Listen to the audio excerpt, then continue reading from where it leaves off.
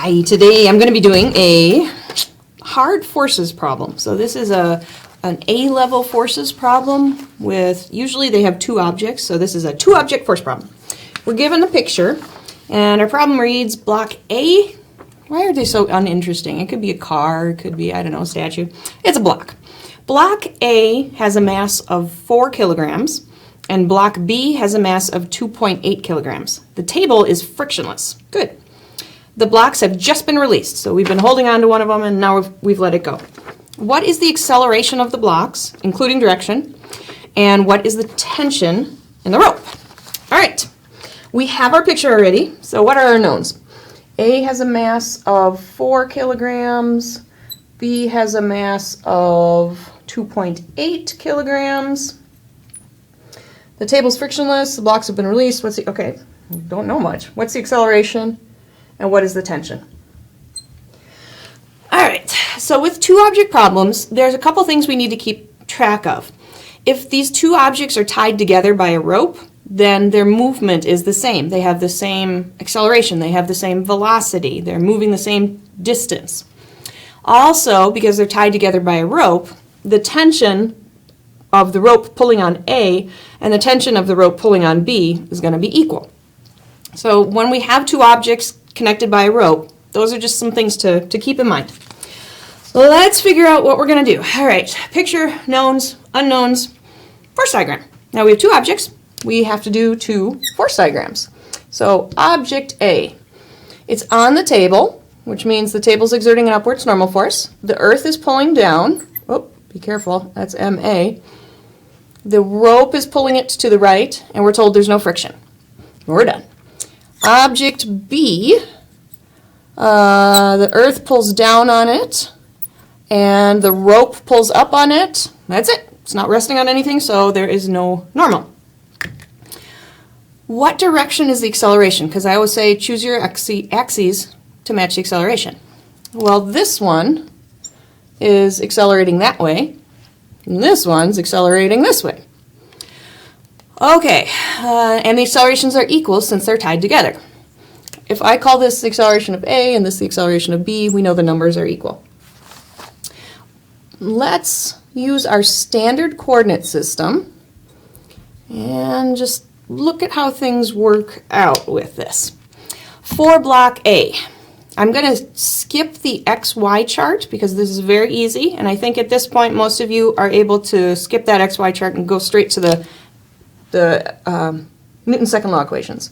So the net force in the x direction equals max, and the net force in the y direction equals may. For block A, the acceleration's all in the x direction. There's nothing here. Add up all the forces in the x direction. There's one of them. So the tension equals the mass of block A, keep track of that, times the acceleration of A. All right, there's one equation. Add up all the forces in the y direction. I have a positive normal, a negative mag, and there's no acceleration. Okay, great. So the normal equals mag. There are my two equations for block A. Now for block B, all right, there's nothing in the x direction. I'm only going to have one equation. The net force in the y direction equals may. Okay, add up all the forces in the y direction. Positive tension, negative weight of B equals the mass of B times the acceleration of B. Okay, so let's block that off. I have three equations. How many unknowns? 2. All right, so I can do this. I look at this one and I say I have no idea what the normal force is except that it's equal to the weight. This probably isn't going to help me at all. So I'm just, if I need it later, I'll keep it there, but this equation has my tension and my acceleration. This equation has tension and acceleration. I'm going to focus on these two. Now here is a part we have to be very careful of. The acceleration of A is in the positive direction. So this is a positive number. The acceleration of B is in the negative direction. So if we think about the accelerations, our equation is that the numbers are equal, but the direction has to have a negative sign change. Because this one goes down, which is negative, this one goes right. And we know that tension is equal to tension. So if tension equals tension, here I have an equation for tension. I can either substitute this in for that T, or I can rewrite this to be tension equals and set the two equal together. Set the two equations for tension equal to each other. It's going to be the same both ways. I don't care which way you go. I think since I already have T equals something here, I'm going to pop this in there.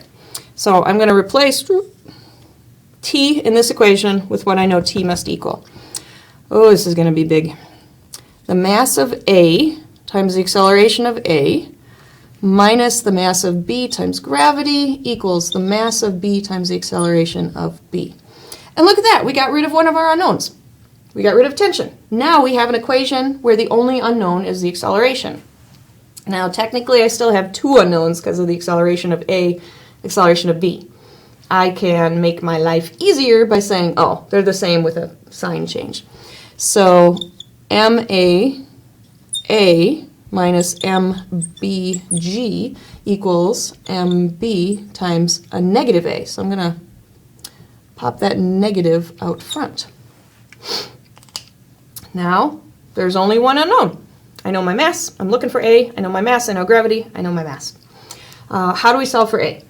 You have to get everything with acceleration on one side of the equation, everything without acceleration on the other side. So I'm going to bring this one over, because then all my A's will be on the left-hand side, and then I got to bring this over to the other side because it doesn't have any A's. So the mass of A times the acceleration, bring this term over, that negative becomes a positive, minus mb times acceleration equals, bring this term over, it becomes a positive, mb times gravity. All right, every term over here has an A. I can factor it out. ma plus mb equals mbg. Got it.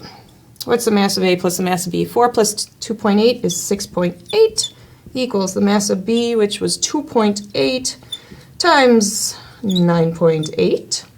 And if we do this, we get an acceleration, let's put it over here, of, I came up with 4.0 meters per second squared. Squeaky markers, wow.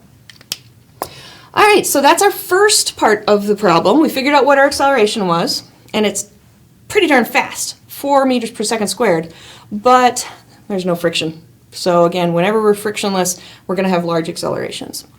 The next part of our problem says, what's the tension? How do I get the tension? I have two equations with tension in them. I can do this one, or I could do this one. And here's where these problems are kind of nice because they give you a check. If I solve both equations for tension, I had better get the same number because I said that the tension has to equal tension. So I like solving for tension with this equation and then solving for tension with this equation, and if they're the same, I probably did it right. If they're different, I made a mistake. Something else has to happen. So T equals the mass of A, 4 kilograms, times the acceleration, which was 4. Okay, I can do that in my head. 16 newtons. So this one gives me that. And the other equation, oh man, T minus MBG, 2.8 times 9.8 equals, oh, and I've got a negative there, MB, which is 2.8, or here, let me make more sense, 2.8 times a negative 4.0. And if I do this, I get T equals, oh hey, look, 16 newtons. Woohoo! So they both equations got me the same value, 16 newtons. It's pretty light tension, but if you think about it, the weight of this is about 40 newtons. Most of that weight's held up by the table. The weight of this is about 28 newtons. And so, yeah, we're in the right range. I would say that's reasonable. Again, this is a little high because frictionless, and this is a little low because frictionless. Did we answer the question? What's the acceleration? 4 meters per second squared. Direction. It asks for direction. For block A, the direction of the acceleration is to the right. For block B, the acceleration is downwards. And then what was the tension? We got 16 newtons with both equations. Pretty confident in that. All right, we've got it. Nice job.